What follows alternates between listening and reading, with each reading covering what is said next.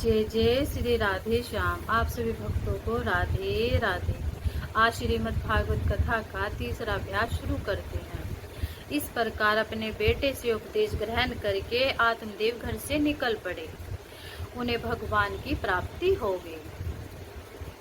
एक दिन धुंधुकारी हाथ में डंडा लेकर गुस्से से अपनी माँ के पास आया और बोला, माँ बता पैसे कहाँ हैं। माँ ने कहा, नहीं बताऊंगी, और डंडे से अपनी माँ को जोर जोर से पीटने लगा और माँ बेचारी डर के मारे कुएं में कूदकर अपने प्राण त्याग दिए। इस प्रकार दोनों माता पिता ने अपने प्राण त्याग दिए। फिर धुंधुकारी 5 बाजारों वैश्यों को अपने घर में बहू बनाकर ले आया। 5-5 बहुएं एक साथ घर में आ गई। आदमी के लिए एक बहू संभालनी मुश्किल है और वह तो 5-5 बहुएं ले आया। उन बहुओं ने एक दिन खर्चा पानी पैसे मांगे। अब धुंधुकारी चोरी करके पैसे जेवर ले आया। उन स्त्रियों ने पूछा, कहाँ से लाए हो? धुंधुकारी बोला, राजा के यहाँ से चोरी करके लाए हैं। वह स्त्रियां डर गई और बोली, तू अपने आप तो मरेगा ही और हमें भी मरवाएगा। 5 बहुओं ने मिलकर फांसी पर उसे चढ़ा दिया। वह जब भी नहीं मरा तो जलते हुए कोयले अंगारे उसके मुंह में रख दिए। धुंधुकारी तड़पता हुआ मर गया। दुष्ट बाजारों वैसे औरतों पर कभी भी विश्वास नहीं करना चाहिए। यदि घर में भी आपस में ऐसे विचार वाली स्त्री आ जाए तो समझ लेना चाहिए कि आपकी मृत्यु आपके आसपास घूम रही है। भागवत में लिखा है, यदि अपनी पत्नी गलत विचारों की हो जाए तो अपनी पत्नी के रूप में हमारी मौत आसपास घूमती रहती है।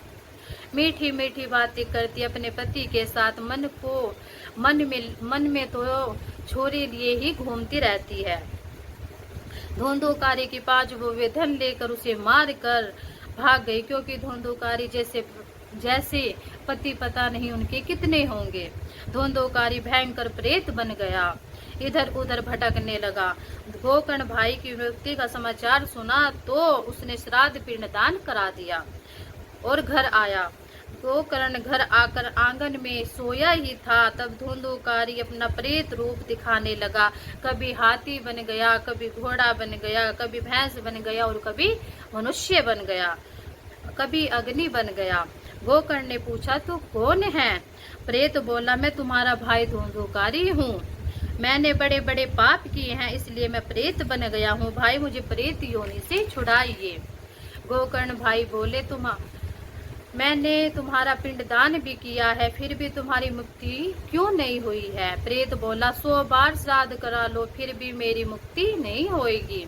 गोकर्ण ने सोचा, भी क्या करूं? विधान ब्राह्मण, योगी और सूर्य देवता से प्रश्न किया। सभी ने कहा, श्रीमद् भागवत की कथा करो, तभी तुम्हारे भाई को मुक्ति मिलेगी। गोकर्ण जी ने कथा सुनानी शुरू की। देश देश के गांव से लोग आने लगे। लंगड़े लूले सब अपने पापों के नाश के लिए कथा सुनने के लिए गोकर्ण के पास आए। और धुंधुकारी प्रेत रूप में आया और 7 गांठ वाले बांस पर बैठ गया। कथा का पहला विश्राम हुआ और बांस की एक गांठ फट गई और दूसरे दिन, तीसरे दिन, चौथे दिन, ऐसे चौथी, 5वें, छठे, 7वें दिन 7 गांठें फट गई। धुंधुकारी प्रेत योनि से छूट गया, भगवान के जैसा सुंदर स्वरूप हो गया।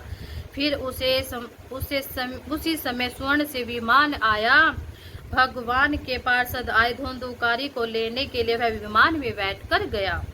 गोकर्ण ने कहा, कथा तो सबने सुनी है, तो सबके लिए विमान क्यों नहीं आया है? तो भगवान ने पार्षदों ने कहा, कथा तो सबने सुनी, पर समझने की कोशिश किसी ने नहीं की, भजन नहीं किया। प्रेत ने ठीक ठीक से कथा सुनी है, मनन किया है, तभी तो प्रेत योनि से मुक्ति मिली है।